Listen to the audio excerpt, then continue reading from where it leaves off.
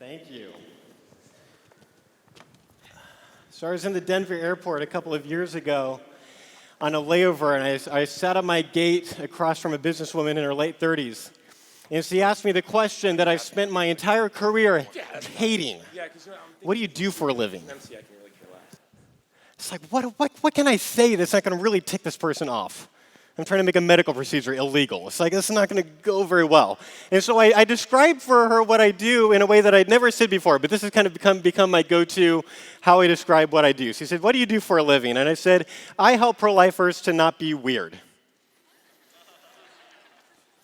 And she kind of smiled and said, what's that mean? And I said, well, I try to help pro-life people to use more good arguments and fewer bad ones. And I also try to help us to connect relationally to the people that we talk to, especially people who come from a different political or faith background. There's a good kind of weird and a bad kind of weird. So the good kind of weird describes everybody in this room.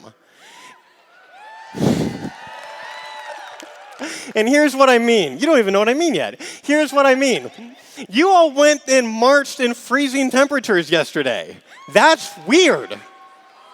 But that's a good kind of weird. You're standing up for what you believe in. That's awesome. Okay, that's good. But then there's this bad kind of weird. I don't know if you've ever seen this, where it's like people are really well-meaning, but off-putting. And that's a problem if we want to persuade pro-choice people to become pro-life, because it's going to be harder for them to take us seriously if we're off-putting. Basically, I'm saying let's live out Colossians 4:5-6. Conduct yourselves with wisdom toward outsiders, making the most of the opportunity. Let your speech always be with grace, as though seasoned with salt, so that you will know how you should respond to each person. 7 months ago, I launched a national pro-life training organization called Equal Rights Institute. We train pro-life advocates to think clearly, reason honestly, and argue persuasively. In other words, we use speaking, writing, and campus outreach to focus on relational apologetics, rigorous philosophy, and practical dialogue tips. And we've got a booth out there if you want to come and see us and sign up for our emails. I would love to talk to you, but I'm leaving at like 3 o'clock today because I got to head to the airport and fly to San Francisco for the next conference. So there's a limited amount of time, but I would love to meet you. We have a very specific goal that is in our mind when we're thinking about what are the things that we should say and do, and what are the things that we should not say and do when we're talking to pro-choice people. And that goal is this. We want to persuade. We want pro-choice people to change their minds. We want them to become pro-life so that they won't kill their babies. So there's even sound arguments that I used to use that I don't use anymore because I didn't find them to be as persuasive as some alternative arguments. Students for Life asked me to focus on practical dialogue tips today. So this talk is a result of me thinking about the things that I do that make my dialogues go really well. Not the arguments I use, but the nitty-gritty practical things that help the exchange of ideas to go smoothly. This is my advice after about 1,000 conversations with pro-choice people, and after having spent hundreds of hours strategizing with other people who've had thousands of conversations with pro-choice people. These are 6 practical dialogue tips to create an environment where you're most likely to change the person's mind about abortion in that dialogue. When you go out to illuminate the truth on your campus, these are the tools that you need to be the best representatives of our movement. Tip number 1, silence your inner monologue. You know what an inner monologue is. It's actually happening right now. I'm up here speaking, and you're all thinking, what's an inner monologue? And now you're really self-conscious about that. Here's what my inner monologue sounds like sometimes when I'm talking to a pro-choice person. I might be thinking, wow, those are a lot of things, as he just said. I'm hungry. I wonder if I should trot out a toddler here. Or should I ask another question? And what was that thing that my wife wanted me to do tonight? That's not listening. And I learned that several years ago because I had to have a couple of very important conversations with my wife because I'd built up this dumb husband habit. So guys, listen up. This one's for free.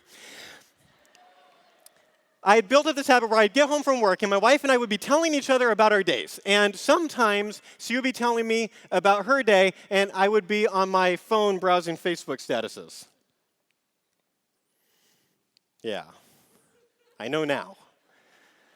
But it was really innocent because I thought I was listening because I could tell that she was, talking. And I was kind of following the themes. But we would find out, to my wife's great frustration later, that I wasn't really retaining most of what she was saying, right? Now, notice how obvious it is to everybody in this room that I should not browse Facebook statuses, a super mindless thing, while my wife tells me about her day. And yet, most of us have an inner monologue going on in our head when we're talking to pro-choice people. So here's what I'm trying to do differently. Trying being the operative word. This is a discipline. I'm still working on this, but this is what I'm trying to do. When I'm talking to a pro-choice person, I'm trying to silence that inner monologue. I'm trying to put that little voice in my head on mute so that when she's talking to me, I'm just present in the moment with her. I'm just thinking about what she's saying, and then when she's done, I might have to take a beat and just process. And some people watching might say that's an awkward pause. No, it's an awesome pause. Why? Because it shows her that I'm taking her seriously. It shows her that I'm taking her ideas seriously. And people don't expect to have their ideas taken seriously anymore. What if pro-life people changed that paradigm? What if pro-life people in 10 years were known as the ones who really listen to the people that they're talking to that they disagree with? I think people would take our views more seriously. So silence your inner monologue so that you're only listening to one person at a time. Tip number 2, rephrase what they said. Rephrase what they said. So there's this automatic thing that happens when we're listening to somebody where your mind is processing what they're saying and you're kind of retranslating it. You're sometimes putting it in your own words. It's kind of like your mind's doing Google Translate. I don't know if you've seen any of the YouTube videos where people will take like the lyrics of a song like Let It Go, and they'll translate the lyrics from English into Spanish and Google Translate, and then they'll translate it back, and then they'll record it because it's hilarious. Because Google Translate doesn't get it perfectly, and neither do we. Sometimes we screw it up when we're retranslating, but we won't know it. And so what I have to do if I want to make sure that I'm accurately understanding what this person's trying to say is when she's done, I might say, Let me tell you what I hear you saying. I'll respond to it, but let me first tell you what I hear you saying, and then you can tell me if I've got it right or not. And then I'll feed back in my own words what I hear her saying. I hear you saying this. And then one of two things will happen. She might say, yeah, that's exactly what I'm saying. And in that case, great. She now knows some wonderful information. She knows that I'm actually listening to her and understanding her. Because it is good to understand what somebody is saying. It is better for them to know that you understand what they're saying. It is good for you to know what they're saying and to understand it. It is better for them to know that you understand what they're saying. So I'll feed it back, and then if she says, yep, I've got that right, then we can move on. If she says, no, that's not what I'm trying to say, then thank your lucky stars that you asked, because you were about to straw man them. One of the most obnoxious things that we can do. We're attacked like not their argument. So we don't want to do that. We want to rephrase what they said so we can make sure that we're tracking them correctly. Tip number 3, find genuine common ground when possible. I owe this idea to Steve Wagner at Justice for All. He's actually written a wonderful book on this subject called Common Ground Without Compromise. It's got 25 questions in it that you can often use to find common ground with pro-choice people that you talk to. You can actually get it for free if you go to commongroundbook.com. commongroundbook.com, and you should absolutely get it. If you're talking to pro-choice people, you ought to read this book. But the basic idea is this. When you're talking to most pro-choice people, there are things that are going to be said by both of you that you're going to agree about. Point that out. Don't let that just go by. Point that out. It might seem strange, but this really makes the other person feel a lot better about this dialogue because it doesn't feel like you're polar opposites. So suddenly you're a human, a normal person, and not just like this pro-life avatar. So you can talk about, okay, so we agree on this, and then you can talk about the things that you disagree about. But you got to be careful about the way you find common ground. There's ways to do this badly. I'll give you one example of what I call common ground gone amok. This is the pro-life student, I don't know if you've ever seen this happen, but the student who, she wants so badly to find common ground that she doesn't want to say, I disagree with you about something. So like it might go like this. The pro-choice person might say, some pro-life people don't adopt kids. And C's like, yeah.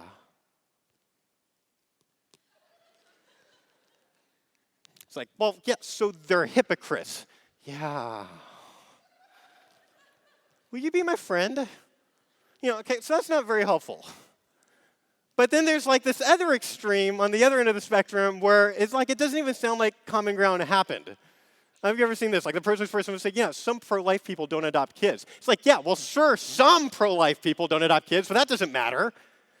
It's like, technically, if you analyze the transcript, common ground happened, but it doesn't feel like common ground happened, because all this person did was admit that at least several pro-life people haven't adopted kids. They haven't had this moment where they can, okay, here's what we can agree about, and here's what we disagree about, which makes the conversation move forward.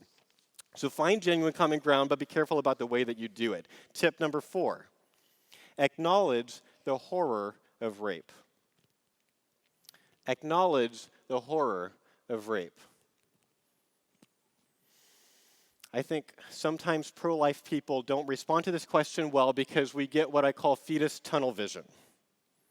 Fetus tunnel vision is the inability to see and or acknowledge human rights injustices without equating or comparing them to abortion. These are your Facebook friends. Every 9/11, they're like, yeah, 2,993 people died on 9/11, but do you know how many died on 9/12? 3,000 babies. Every time there's a school shooting, every time several people are killed, immediately that day we've got to compare it to abortion. And I can understand why they're doing it. It's because it's like our society is really confused about abortion. We have this really important data that most people are confused about, where we know that the unborn is a person that should be treated equally with everybody else. And there's all these people in our society that are confused about that, and that really matters because if there were less people being confused about that, then there wouldn't be so many babies dying. And so we immediately want to take any opportunity we can to get people focused on abortion. The problem is this. When we do that, we come across as people that cannot see the horror of anything besides abortion. And then people can't take us seriously because it seems like our moral compass is broken. And the most common situation where I think we get fetus tunnel vision is when we're asked about rape. Because we immediately want to talk about the child. Because of course a child's right to live should not be determined by how the child was conceived. But the problem is you need to acknowledge the horror of rape first. The woman in Denver who asked me what I do for a living, I said I try to help pro-life people to not be weird. And then we talked about overpopulation for a while. And after we're done talking about overpopulation, she asked me about rape. And I said, I think rape is one of the worst things that I know about.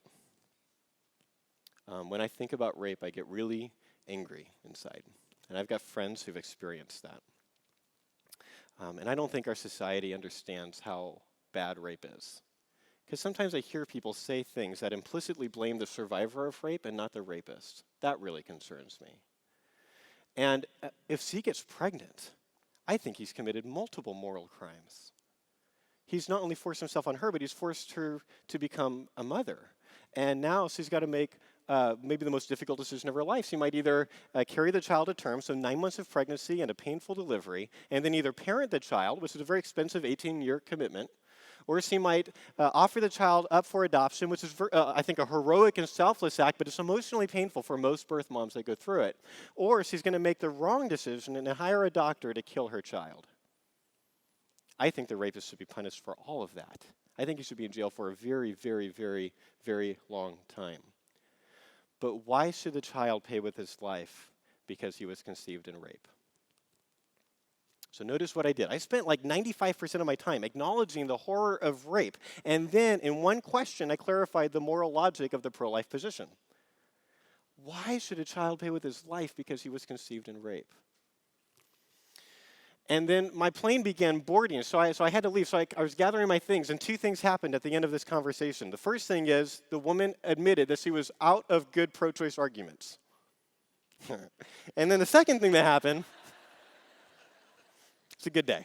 The second thing that happened was she exclaimed, "I can't believe you're so nice."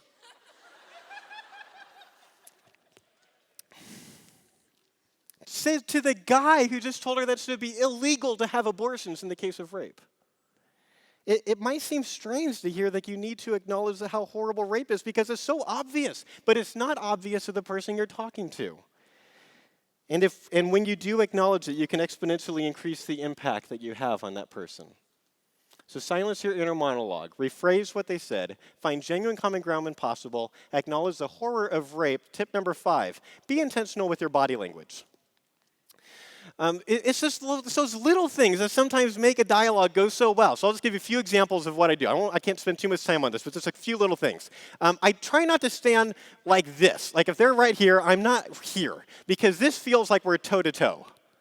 That doesn't feel good. I want us to be like we're standing shoulder to shoulder, staring at a problem together, trying to find truth. It's like we're on a journey together.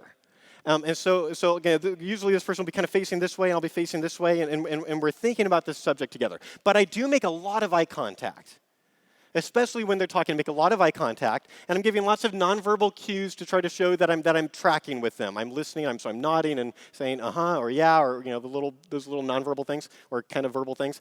And then sometimes I'll kind of look away a little bit. That's what I do when I'm thinking, because that's just me. And then I'll look back. And the other thing is, like, especially the first time you do this, relax.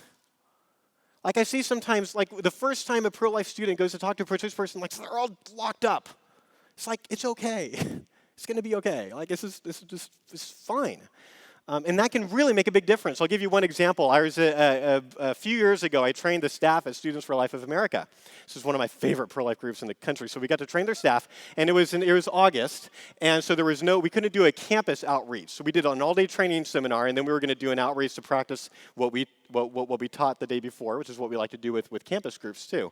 So we didn't have a campus option, so we just went to the streets of DC. There was a place with a subway station and a whole bunch of bus stops. It's just a great place where people kind of congregate, but they're not just tourists. And so we set up a poll table, which is what I kind of hung out with and was training students. And it was just like 2 pieces of poster board on the table, just said, should abortion remain legal? And had a yes sign and a no sign, and people could sign up, and we would engage them in dialogue. The last woman to talk to us, she came up, and she ended up talking to me most of the time. We just kind of made a connection. And we talked for about a half an hour, and I was trying to show her that I was relaxed. If it had been a busy time, then I would have tried to move us away from the poll table, because to give other people an opportunity to also get into dialogues. But at this point, it had just really slowed down, so we're just kind of hanging there. There's like this wall behind me, and I'm trying to, how can I show that I'm relaxed? Like it's really tight quarters. And I thought about moving out from the table, but I thought that might seem aggressive, so I didn't want to do that. And so I ended up just resting my arms on the sign.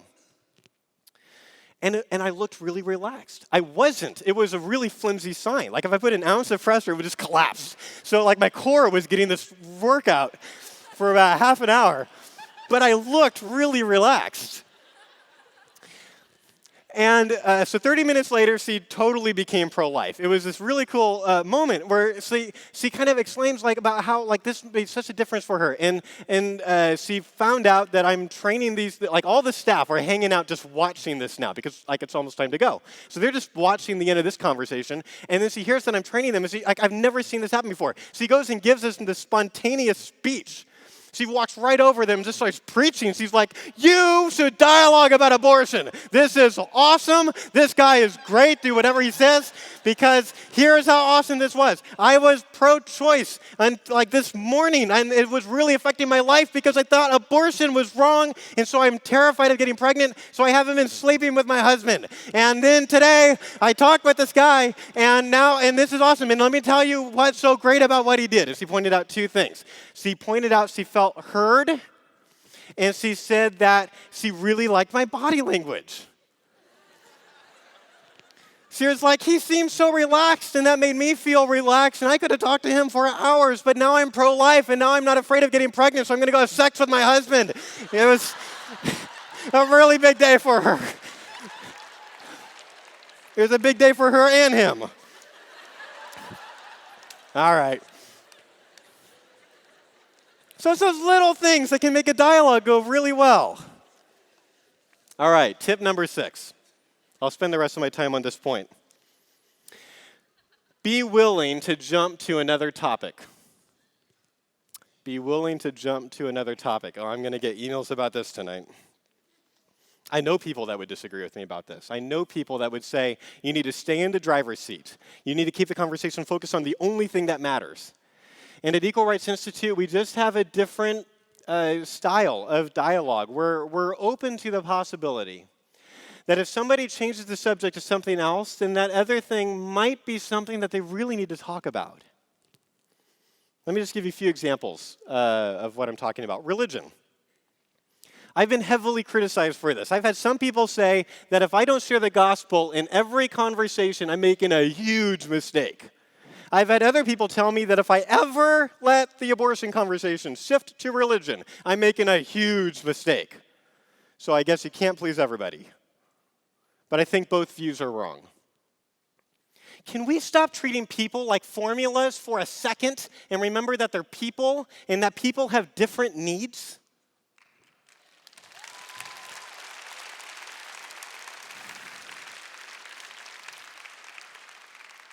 I think sometimes people are in desperate need of clear thinking on abortion. And I think that there's some other people who need to hear me say why I believe in Jesus more than they need to hear about abortion.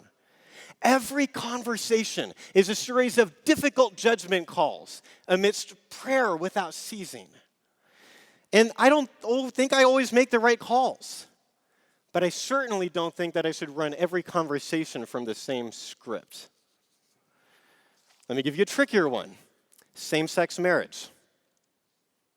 I can hear the inner monologues in your head. Like, just hear me out. As I said about religion, every conversation is a series of difficult judgment calls amidst prayer without ceasing. Sometimes people will try to change the subject to same-sex marriage, and I'll feel like my judgment call in that moment will be, we were really getting somewhere. We need to finish that conversation first.